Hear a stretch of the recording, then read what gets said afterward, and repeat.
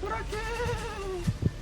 তোরা যে কত বড় ভুল করেছিস তোরা নিজেও জানিস না। তোরা কে বাবা? ও ঠাকুমা, আমি আম পাড়তে এসেছি, অনেক আম ধরেছে তো তাই ভাবলাম কটা পারি গা। তোর সাহস কি করে হয় আমার কাছে আম পাড়া? না ঠাকুমা, কখনো আসি নাই, আজকে এসেছি, আর কোনোদিন আসবো না।